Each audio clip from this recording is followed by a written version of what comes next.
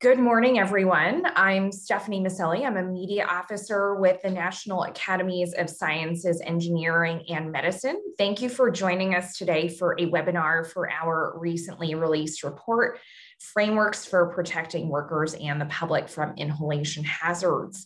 And to read the full report, you can visit nationalacademies.org/respiratory-protection. And the slides and recording of this webinar will be available on that page as well in the next few days. And for those of you who are not familiar with us, the U.S. National Academies of Sciences, Engineering, and Medicine are private, nonprofit institutions that provide independent, objective analysis and advice to the U.S. to solve complex problems and inform public policy decisions related to science, technology, and medicine. For each requested study, panel members are chosen for their expertise and experience, and they serve pro bono to carry out the study statement of task. The reports that result from the study represent the consensus view of the entire committee, and they must undergo external peer review before they are released, as did this report. And we have here with us today several members of the committee who will discuss the report. We'll first start off with an overview of the report, and then we'll open it up for audience Q&A. And before we delve into their presentation, just a few reminders. This webinar lasts an hour. We'll start with that presentation summarizing the report by the committee chair, and then we'll open it up to your questions. And you can simply click that Q&A button on the bottom of your screen to submit a question. And should you have any technical issues during this webinar, you can contact Zoom technical support at 1-888-799-9666 and select option 2. And now that we've done that housekeeping, I'd like to introduce the members of the committee that wrote the report who are here with us today. We have Jonathan Samet, who's the chair of the committee that wrote the report, who's dean and professor of the Colorado School of Public Health. We have Sarah Cofield, who's an air quality specialist at Missoula City County Health Department. We have Stephanie Holm, who's with the University of California, San Francisco and the California EPA. We have Bruce Lippy, who's president of the Lippy Group, LLC. We have Mary Rice, an assistant professor of medicine at Beth Israel Deaconess Medical Center. And Dan Shippey, who is retired president of the International Safety Equipment Association. And with that, I'd like to turn it over to Dr. Samet. Okay, thank you, Stephanie, and thank you all for joining today. And bear with me for just a second while I bring up the presentation. And here we go. So I'm pleased to have the opportunity to present to you this report, the work of a large committee. I'll introduce you to its members and a very dedicated staff at the National Academies. Our members are listed here, and as you know, some of them are with us today. I'll just point out that the committee was large and very diverse in its expertise and experience, exactly what we needed to take on the charge for the report. So we have people well-versed in respiratory protection, public health, communications, on the ground, public health, and more. And this group worked starting in November of 2020 to put together this extensive report. We were given a task, of course, and the main elements of that task are listed here. First, to determine the need for guidance for the public and workers facing inhalation hazards. I think we've all learned, certainly since the arrival of the COVID-19 pandemic, that there is a need for guidance. Other hazards, such as wildfires and wildfire smoke, have given us the same lesson.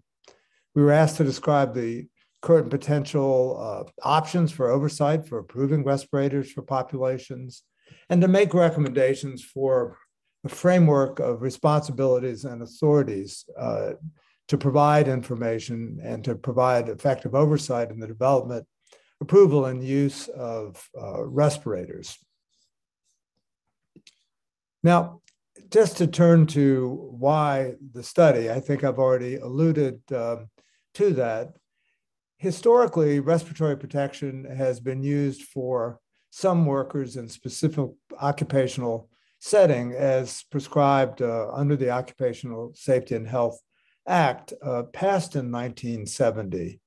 There are threats from inhalation hazards that extend to workers beyond those currently covered, and certainly to the population at large, again, such as the current exemplars of wildfire smoke and airborne infectious agents. These hazards, of course, have significant impact on the health of the nation, and we are all concerned about how to reduce the risk from inhaling such hazardous agents. And at bottom, we need systems to assure that all those requiring respiratory protection have access to these devices, the right device at the right time. Now, a little bit of terminology, and I think it would be an understatement to say that, quote, masks are in the news at the moment.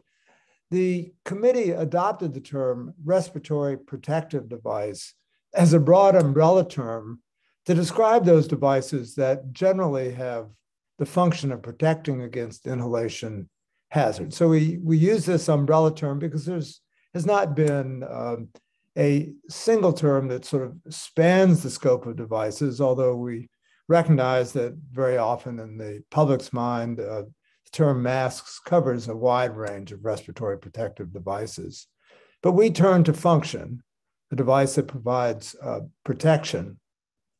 I think also it's important to note that these devices may be protecting their users, that is, keeping out inhaled materials, or others through source control, and that is keeping people from, for example, releasing infectious respiratory droplets, the larger particles, perhaps cutting down on the numbers of smaller aerosol particles that might be released and are infectious. So we, in our report, adopted this overall term, and we were hoping through using such a broad term to accommodate devices that may come along as innovation leads to new approaches. This is just a range of the devices, and again, all covered with our term respiratory protective devices. They include respirators, which are certified by the National Institute of Occupational Safety and Health, or NIOSH, through its National Personal Protective Technology Laboratory. And then medical masks, which are under the purview of FDA, barrier face coverings covered now by a new ASTM standard, and then, of course, the wide range of face coverings that are used by the public. So we have chosen to cover these with a single term, and again, recognize that they have different functionality depending on the environment and the hazard that is of concern.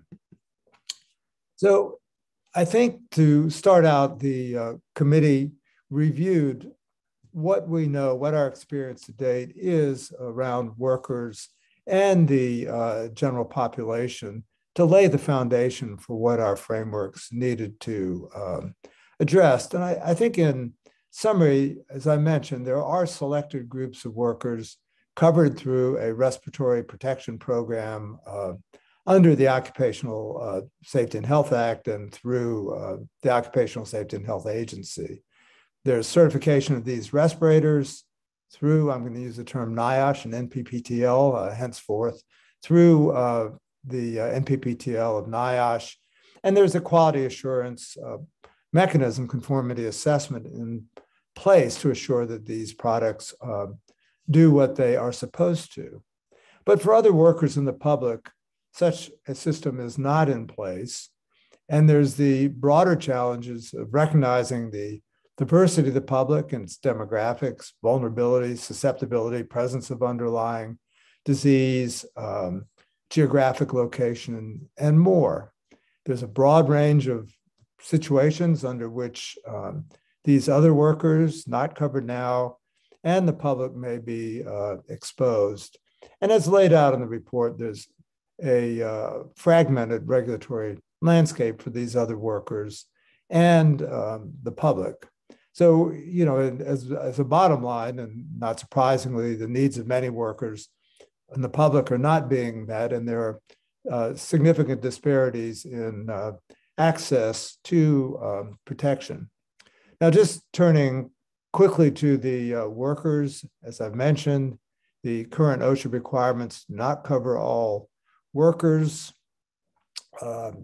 The NIOSH approves the respirators for use in respiratory protection programs, but not for those outside.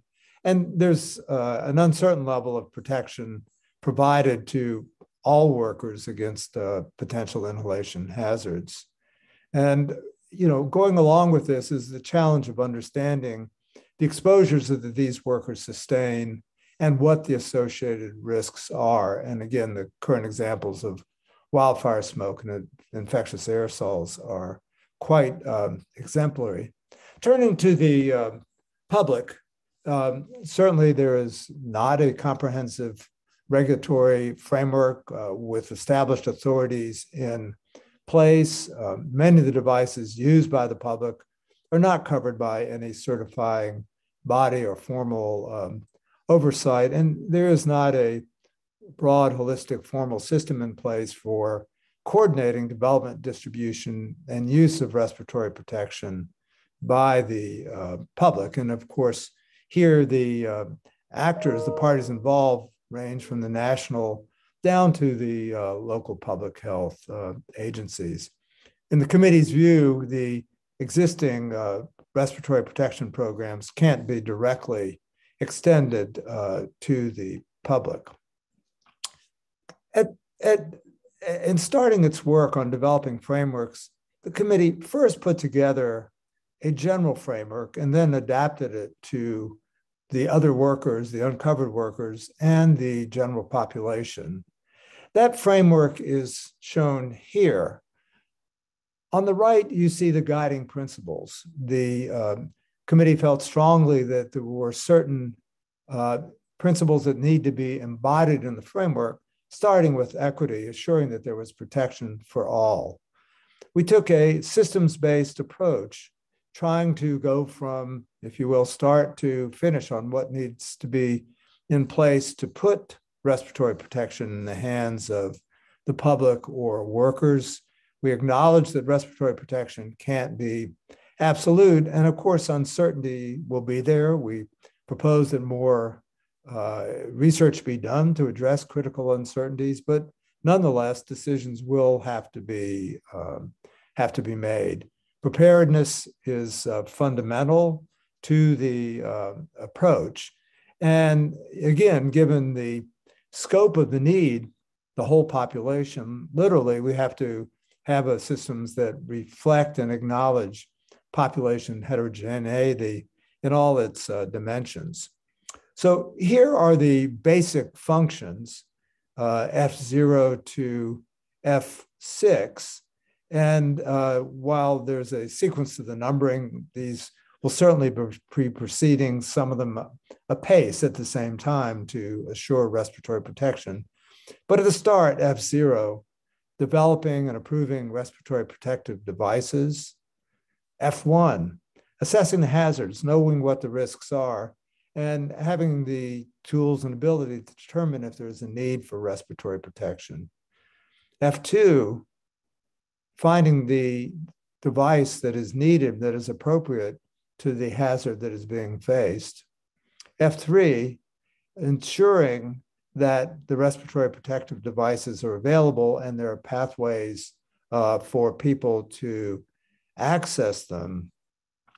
F4, being able to engage and appropriately inform the broad range of people who may use these devices or need to use these devices and ensuring access. We, in our system, incorporate F5 in the blue circle around the other circles, that this is an ongoing process of quality improvement, looking for what needs to be changed and making those changes. This is not a static system, but one that is dynamic, and if you will learn as it's implemented. And most critically, to have a function of coordination and what we call a coordinating entity that takes on that function, whether for workers or for the public. So we're going to turn then to the recommendations for applying this framework, first for workers and then for the public. So as an overview, for workers, there's a starting point, a foundation with the OSHA respiratory protective programs and the NIOSH NPPTL. The committee recommends that OSHA should be the coordinating entity fulfilling that F6. Worker coverage needs to be broadened. There need to be new standards that address the agents of concern and that provide a way to trigger coverage when it's needed. Of course, doing more for NIOSH and NPPTL means needed more capacity and research to address the gaps in our evidence base.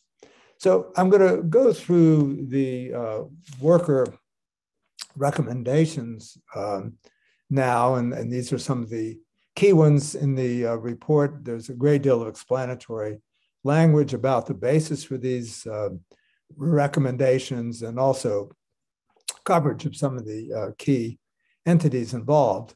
So as a first recommendation, assure that OSHA respiratory protection requirements apply to all workers, and steps to get there related to revision of the Occupational Safety and Health Act to address these gaps, for OSHA to look at its statutory interpretations regarding definitions of employers and employees, given the changing nature of the workforce. And again, in its second chapter, the committee provides an extensive review of the regulatory background for these recommendations. Ensure protection from inhalation hazards for workers not currently covered by federal or state occupational safety and health authorities. And again, our report explores why these gaps exist around coverage and how to address them. Establish comprehensive workplace exposure standards to trigger respiratory protection program requirements.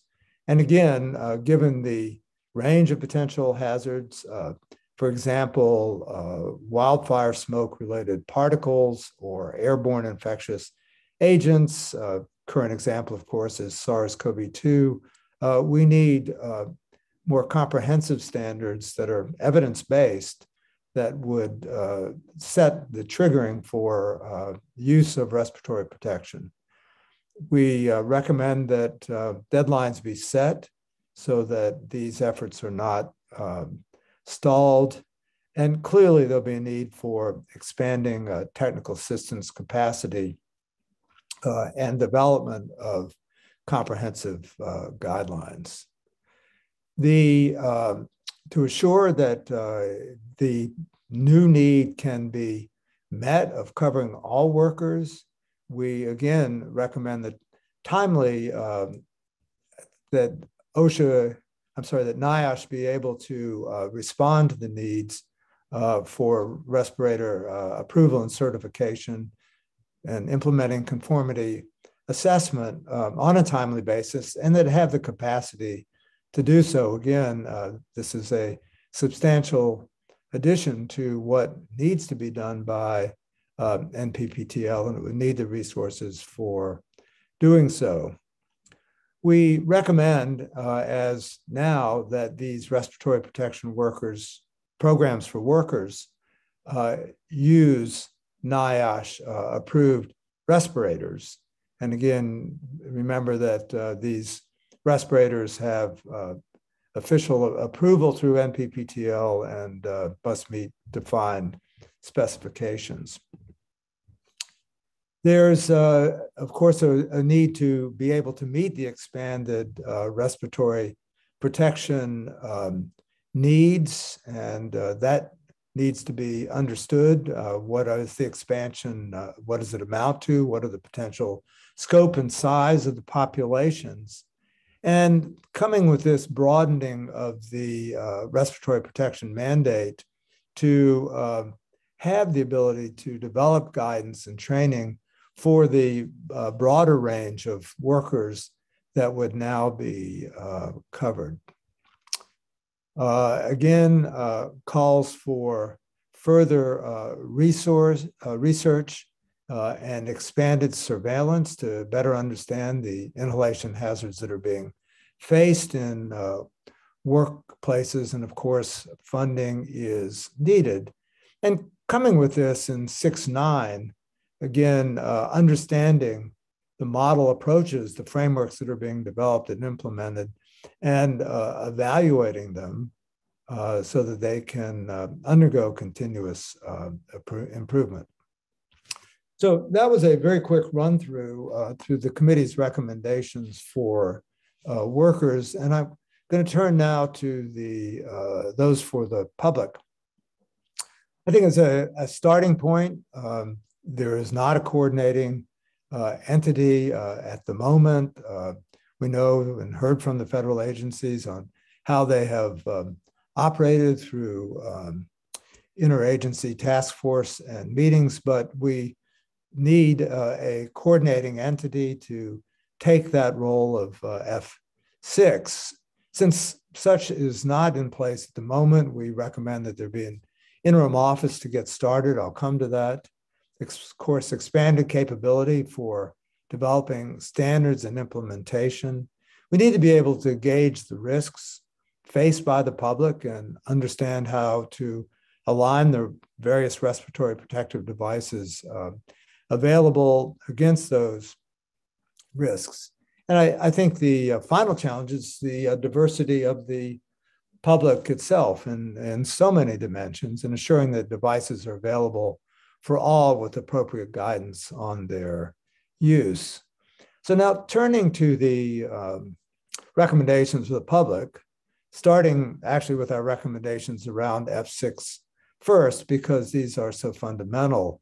We had a great deal of discussion about approaches that might be taken to establishing a coordinating entity. We think this is a responsibility that likely sits with the Congress to establish such an entity.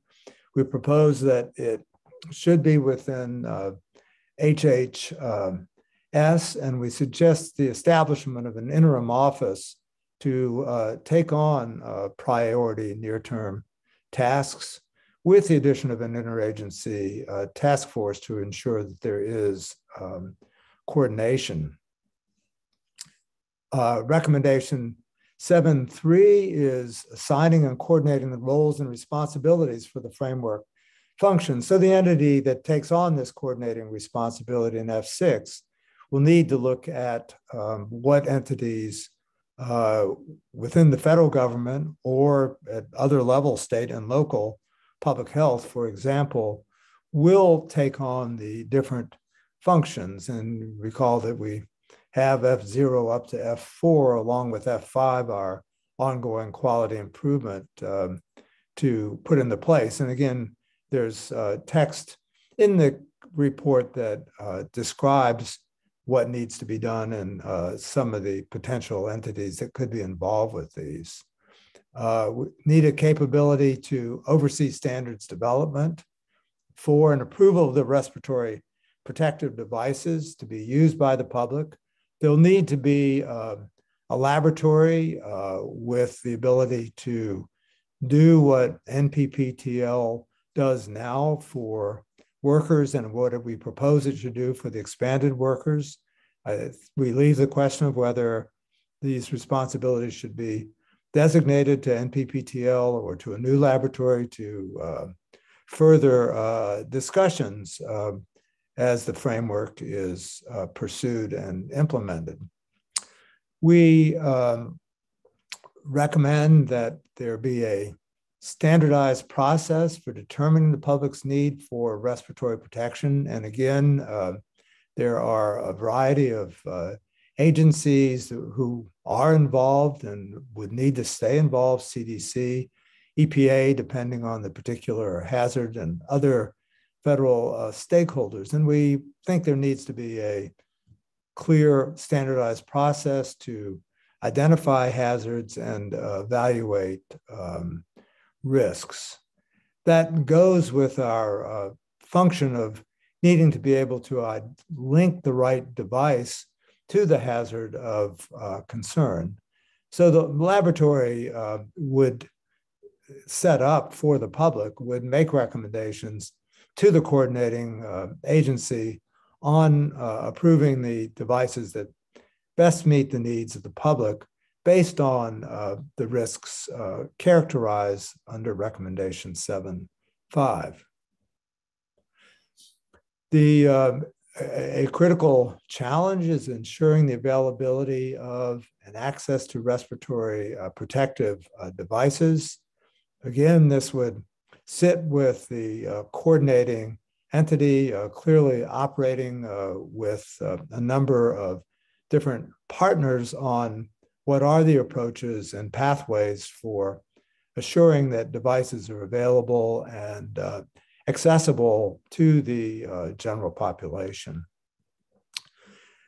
Reaching out to the general population comes with the need to acknowledge and ensure that guidance and training are available that meet the needs of everyone. We now are covering, the full range of ages, people who are young, healthy, and working, to people who may be older. We need to address issues related to language, for example. And we propose that CDC be in the lead in developing culturally appropriate guidance and training related to the use of respiratory protective devices by the public. And then consistent with the general functions I talked about, this F5, and making sure that all is working, the coordinating entity will have the task of monitoring and evaluating the framework and how it is operating as it is implemented and continues to operate. Just last, we recognize that these two frameworks should not be siloed, that they are pursuing many common functions, and we have several recommendations about ensuring collaboration and cooperation between the coordinating entities. Clearly, there are many issues, lessons learned that will reach between what is done for workers and what is done for the public. So finally, moving forward, I think, again, the moment with COVID-19, wildfires, sometimes pervasive wildfire smoke for weeks, if not months, have underscored the need for addressing the threat from inhalation hazards. The committee recognizes that we can't know what's coming next, but we need to be better prepared. I think the successive waves of SARS-CoV-2 have taught us that we have to be prepared for what may come next. And clearly the recommendations of the report will require action at the highest levels of government. Just as a reminder, a variety of materials are now available at the National Academies Press webpage. The pre-publication report, the highlights, and the slides will be there. And I will close with a cartoon from our committee member, Bruce Lippy, who's with us today. So thank you very much for your attention, and we look forward to your questions. Thank you so much. And this is the first time I've seen a presentation end with a cartoon. We have Our first question is just related to the challenges around messaging and communication. So, given the challenges with messaging during the COVID-19 pandemic, how would this system ensure that messaging is clear and consistent? And how does current CDC guidance regarding the public's use of masks in particular and masks and respirators align with what this report recommends? Right. I'll make a comment, then I think several of our committee members can weigh in here as well. I think what our report addresses is that, in fact, the messaging needs to be developed. It needs to be tailored so that it reaches everyone. I think the committee did not move into what I will say are areas of implementation. I mean, I think there are so many questions that follow. Well, here's a framework. And then as you begin to question, well, what about this? What needs to be done to implement and what needs to be done to implement? I think this question falls into that range, but the challenges were recognized by the committee, and perhaps either Sarah or Stephanie would like to weigh in here as well. Well, I can hop in if you like. Sure. So we recognize that it is important that everyone in the public have access to meaningful guidance about respiratory protection, which is why the framework in our recommendation has one central entity tasked with harmonizing the guidance from all agencies who may be putting out information about respiratory protection for the public, and also making sure they're gathering input on that guidance from people at all levels of government, as well as people in the private sector, in the community sector. People are interfacing within the public and can give good input on what makes sense for making guidance meaningful. And then we want to ensure that there are already pathways established to get that information into all the sectors of the public, people who can then tailor it further. So for example, your local public health department may have a better idea of what their community needs are for literacy, for language, for cultural understanding, and how they can make the guidance more meaningful. We do want it coming from a central coordinating entity so that there's not a mismatch of information. We want it to be harmonized and then made meaningful for the anticipated audience.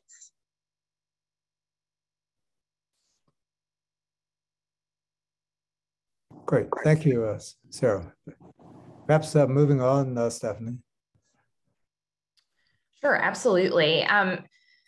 The committee chose to propose these separate frameworks and authoritative structures. Are these populations, public and workers, are they sufficiently different enough to warrant this separation? And how will you prevent redundancy in resources and authorities?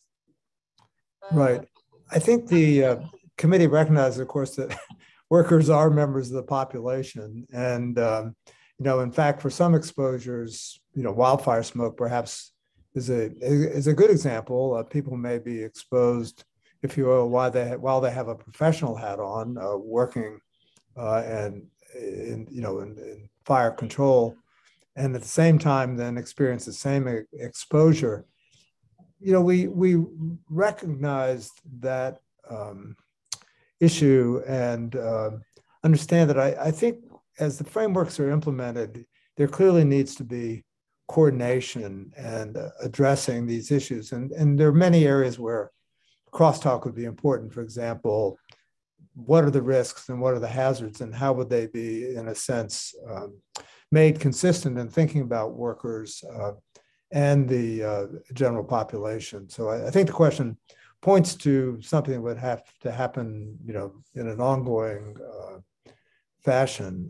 I don't know whether other committee members would also like to respond. I can respond. Oh. Go ahead. Although workers are members of the general population when they go home from their jobs, there are many members of the public that are not workers. Children, elderly adults with chronic diseases who have specific needs and may require advice from this entity on the use of respiratory protection that might be different for other members of the public. And so that was one of the priorities as we thought about equity and access for all that the committee identified, that this entity has to be mindful of different subgroups within the general population and what their needs may be. Hey, Bruce? Yeah, I just want to say that, for the last half century, we've had a framework in place called OSHA to have respiratory protection, and there is no analogous structure for the general public. So we do, OSHA only covers a limited number of workers under actual respiratory protection programs, but it's been working for a long time. And so I think the different structures are important, and the committee really recognized that. Thanks. Great, thank you. Back to you, Stephanie. Our next question is, how do the governmental efforts to distribute N95s to the public align with this report? Well, I think they're illustrative of what we need to do, which is at times deliver respiratory protection to large numbers of people. So I think the example shows that, in fact, we can deliver, respiratory protection to a substantial number of people. I will say that within the frameworks proposed by the committee, there would be other elements of the framework coming into play. For example, the education and training that would reach all and more. And I'll call on those with me here if you want to add on. Of course, we, as a committee, did not trust what is happening at the moment, but okay.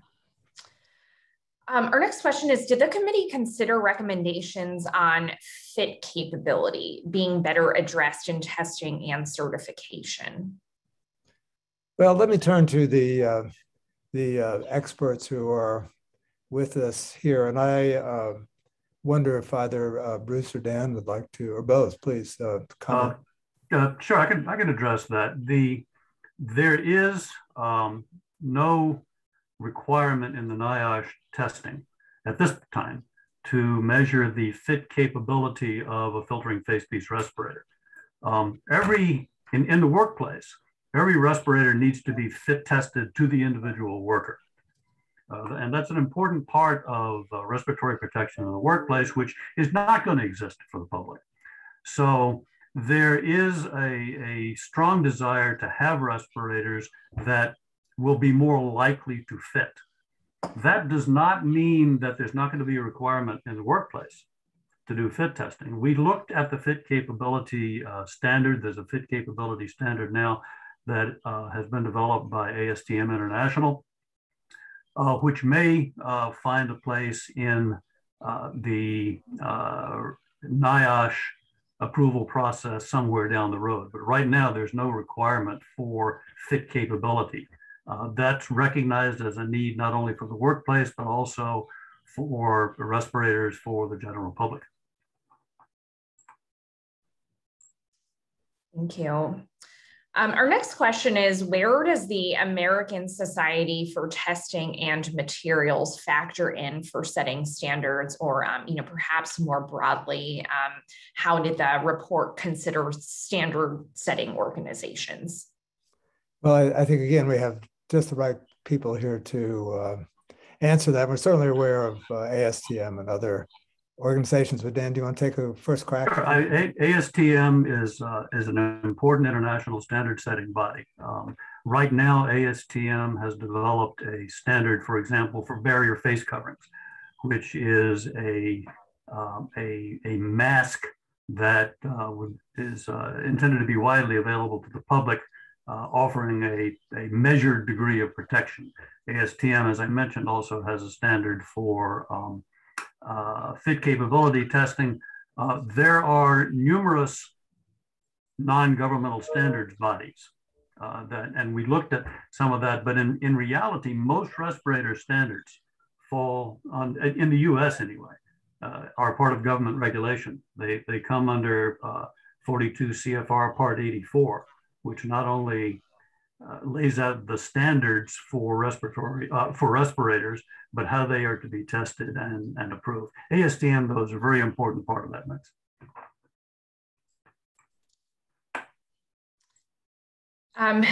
There's also the question, does the report address the potential confusion between facial coverings or masks as source control and respiratory protection for the wearer? Well, I think, I will say yes, and I think that's embodied in the definition that we propose, the functional definition that we propose for respiratory protective devices. I think where this becomes challenging, perhaps for all of us, is that the mix of source control and personal protection will vary depending on the hazard and the circumstances. So the report certainly addresses that. I think that's going to be an important matter for communication to the public, so that we all better understand what these devices do under different circumstances. And again, I think, you know, perhaps Mary or Stephanie, you might like to weigh in on this. Sure. So one of the key functions that we as a committee outlined for the entity is to develop a systematic process for identifying hazards that may warrant respiratory protection, to go through a standardized process to determine if there's enough risk to certain groups of the public to warrant respiratory protection, and then to make recommendations that then feed into a laboratory with the expertise to then make decisions about what kind of product is appropriate. And so depending on what the hazard is, in some cases that respiratory protective device may require source control features, and in for other hazards, we're just talking about protection to the wearer from pollutants, from smoke, from infections. And so then that final piece is communicating to the public what the appropriate device is for the specific hazard and who should wear it and when. And then finally, providing access to the public. I'll stop there, actually. The next question is, current respiratory protection programs, such as those covering required use of N95 respirators, they have this educational and instructional component. Does the committee believe these components are satisfactory, or did it identify gaps or any potential improvements or growth areas? Yeah, I'll quickly respond and then see if perhaps Bruce or others want to weigh in. I mean, I would put this in again into the realm of implementation issues, that moving forward with the frameworks will exactly say, what do we have around guidance and training? Can those developed for the OSHA respiratory protection programs be extended to other workers? How do they need to be modified? But, I think although our report is quite lengthy, this is among the many, many issues, I think, related to actually implementing the frameworks that will need to be taken on by the coordinating entities. But, perhaps Bruce, do you want to add on here? I think that there's always been a problem with trying to keep workers informed properly about the respirators they're supposed to wear. And, we have always worked at trying to do a better job. And I like the idea of this coordinating entity, so that we can have a robust approach to informing not just workers, but the public too. We have this long history of respiratory protection in industry and in my field, construction, but the public is really at a loss for understanding such things as N95s quite often, without some kind of training. And quite often, instructions that come with these devices are not necessarily understandable. So there's a lot of room that we can improve upon this. And I think the committee recognized that. Thanks. So this question is related to the report's recommendation 6.8 on launching an expanded NIOSH research and surveillance programs. So can you talk about innovative approaches for respirator manufacturing and distribution? How the committee considered that? Well, I think certainly the committee considered and hoped and saw some examples of people working on innovative new approaches. I mean, I would hope, and the committee expectation would be that the challenges of developing respiratory protective devices that will work for this far broader range of people to be covered would lead to innovation. And we comment on that. I mean, I think beyond that, I don't think we went down any specific paths, but there are certainly needs that will come up. But perhaps, Dan, do you have comments here? Only to say that NIOSH has been conducting research onto all sorts of innovative approaches. At the end of the day, a respirator or even a mask is a filtration device. Are there other ways of protecting the airways from inhalation hazards? Maybe, but they haven't come up. The committee looked at some of the research that's going on now, but I think more of what the committee did was try to identify where there are gaps, not looking specifically, but gaps in areas of research where we believe that that NIOSH could devote some efforts and make a difference in better understanding respiratory hazards. I think Mary nicely laid out a minute ago sort of that standardized framework. Part of that is determining what all of those needs are and looking at the current landscape of devices that are available and figuring out which of those needs are being met. And so, you know, when there are needs that are not being met by the current landscape, part of what's built into that framework is an ability for that information to feed back to the laboratory and you know, for the market to then respond and you know, recognize that there's a need that's not being met. And so I think that's a big piece as well of how innovation is built into that standardized process.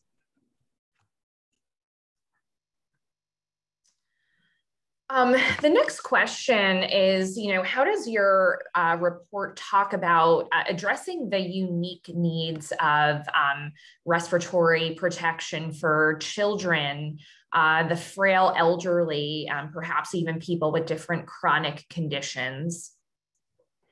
So, I mean, as an answer, generally, we certainly acknowledge and repeatedly point to the needs for providing respiratory protection for all, and you know, doing that in an equitable way. And I think this is, as I mentioned, one of the guiding principles in developing our framework. But let me ask both Mary and Stephanie to add their thoughts on this from the point of view of people with underlying disease or children. Thank you, John. Yes, we spent a great deal of time as a committee looking at this issue. There is a lot of literature on the respiratory protection in the occupational setting. There is not a lot of research out there on respiratory protection by any members of the public, let alone older adults with heart disease or lung disease. And so that is one area that the committee identified as a priority research need. And the hope is that with this continuously learning system of continual learning and improvement, that the entity and the scientific community through that process will identify, for example, whether there are specific features of respiratory protective devices that need to be considered for people who have chronic health conditions. Right now, we actually don't really know because there just isn't a lot of research there. And I'll leave it to Stephanie to talk about kids. I'm a pediatrician, which is the segue of why everyone's deferring to me for kids. Yeah, so, you know, there's a real need for devices that we can confidently say will protect children in this country. I think, you know, that has been only very clearly underscored by the need for kids to wear them in schools currently, right? And we definitely consider that as a large portion of the report, and, you know, talked through the many issues, the heterogeneity of even just facial sizes and shapes, which make, you know, the use of currently approved devices more challenging. Certainly recognized some of those needs and identified those as priority research areas, as well as Mary was saying, also for folks with chronic diseases. But I think part of what could be really wonderful about this framework is that the point of this standardized process is to be able to repeatedly identify these gaps. So, you know, Mary and I and the whole rest of the committee can talk about right now what the research gaps are, but the hope is that there will be this ongoing feedback mechanism built into the framework so that these will continue to get identified and continue to get addressed moving forward, so that this isn't a static one time, like, here's the gap and here's the problem, but rather, here's how we figure out what the gaps are now, make them better, and continue to refine that going forward.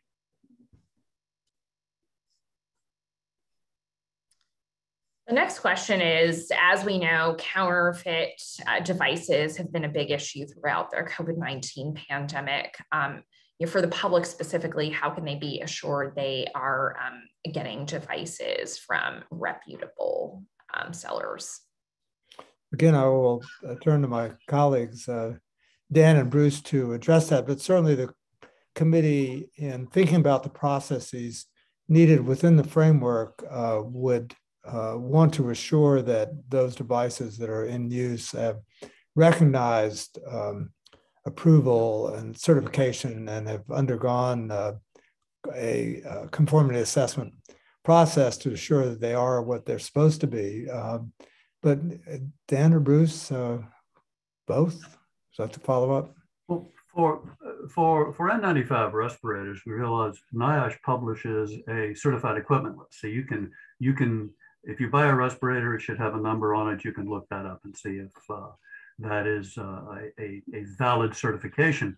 You don't have that sort of assurance for other types of respirators in use. And for the last couple of years, the market has been flooded with products that may or may not comply with any standard. The committee, rather than go deeply into where there are counterfeits and what to do about the counterfeit problem, we consider that to be an important part of the framework, in that there should be structures put in place to help the public, in particular, identify when a respirator is genuine. Thank you. Can you also talk about the need to balance potential benefits of use versus the potential harms of device use, which may go beyond instruction and proper use? Risks from the devices themselves, or perhaps could you repeat the question, Stephanie? Yes, I'm interpreting this as risks from the devices themselves. So how do you, pay attention to balancing potential benefits versus potential harms? I'll comment, and I think, of course, within the frameworks, we would certainly want to have the evidence on whether there are any potential harms. I mean, I think perhaps going back to Mary, loaded breathing in people who have underlying lung disease is one example. I noticed, I think, from the chat that one question was concerned about the materials themselves that might be used and their potential toxicity. And I don't know whether, Dan or Bruce, you have any comments about the materials themselves. Bruce, please. Well, OSHA is real clear on the idea that you must be medically approved to wear a respirator. It's all part of a respirator protection program that OSHA requires. If a respirator is needed, you have to have the full program, and that includes being medically approved. And that's not the case for the public, but I would say that particularly right now, the risks of a pandemic so greatly outweighs the stress that a respirator puts on your face. And having worn respirators for hundreds of hours in areas that are hazardous, you know, there's a discomfort to it. They heat up. I know they're working on this whole issue of comfort because it's very critical. It's going to be particularly important for the public, but you do have to balance risks.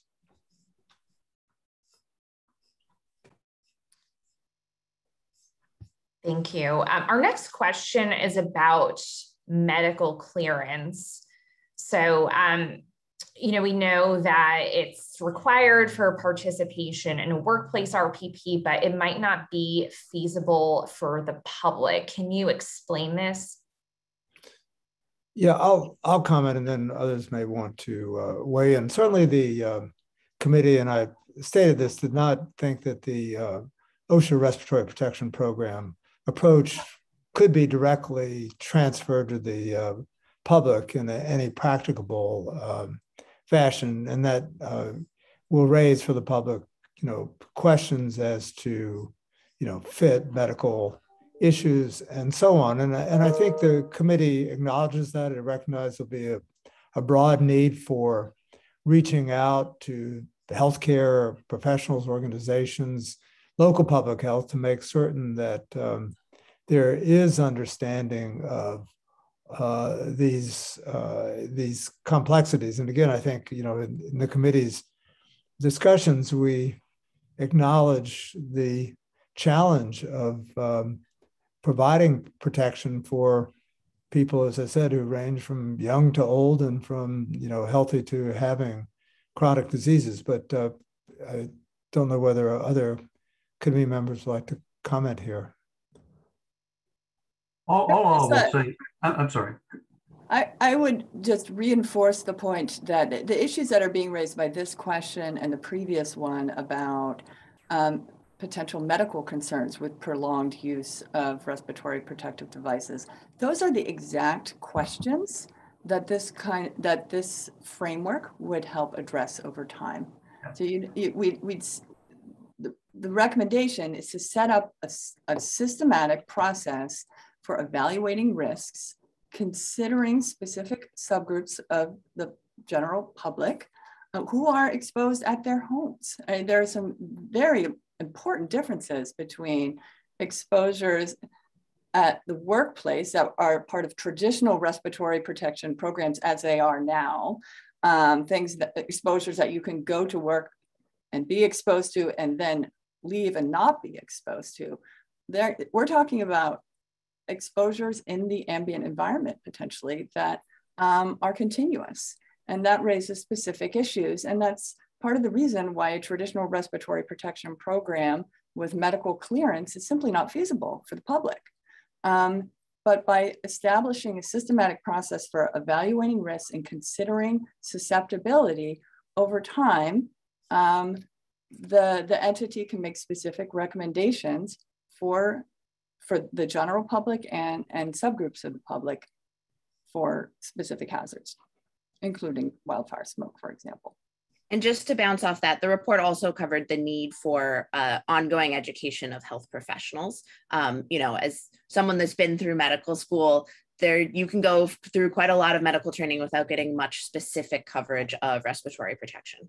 And, you know, we explicitly considered that as well and covered that in the discussion of what's needed in the framework.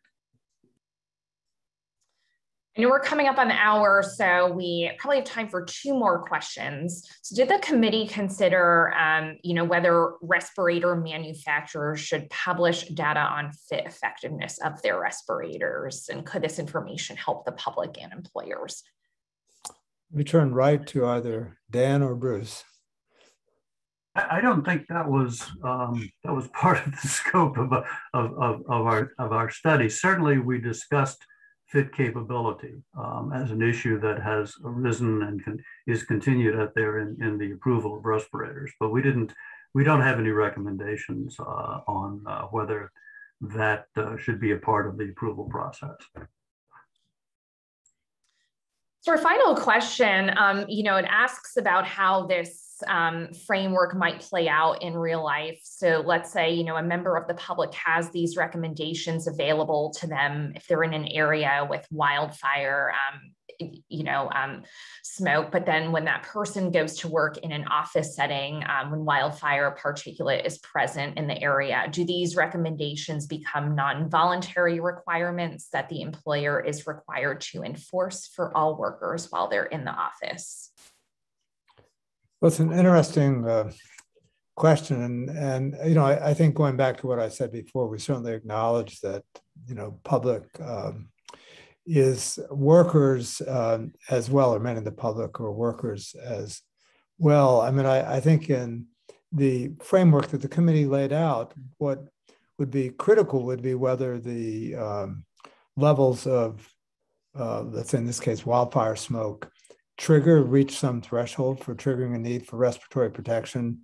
I will say that, you know, in general, of course, indoor environments are going to have far lower levels of particles than outdoor environments. And I think, you know, whether respiratory protection would be needed in such circumstances probably is the kind of implementation detail that will need to be worked out. I mean, I think the question really points to the point that we've emphasized moving forward, that these are frameworks and that a lot needs to get hung on them to put them into place and into action. And it will be with the coordinating entities to move forward and make certain that is done, you know, with support from, you know, the government, as we have outlined over and over again in the report, along with the need for action now.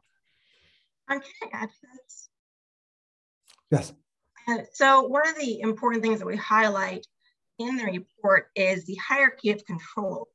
And so we would much prefer there be administrative or engineering controls to limit person's exposure to pollutants before ending up with PPE. Before you have to put them in your face, we would hope your working environment would have filtered air to keep that particulate matter outside. So you have a cleaner environment to be in without needing to put something on your face. Personal protective equipment should always be a last resort.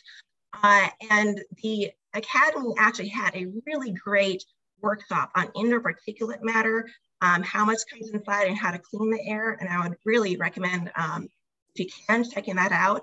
Wildfire smoke does come inside, but there are a lot of really great steps that can be taken to clean that indoor environment. So hopefully there would not be a need to wear a respirator indoors, but there is certainly a concern for people who are, don't have access to that cleaner indoor air environment.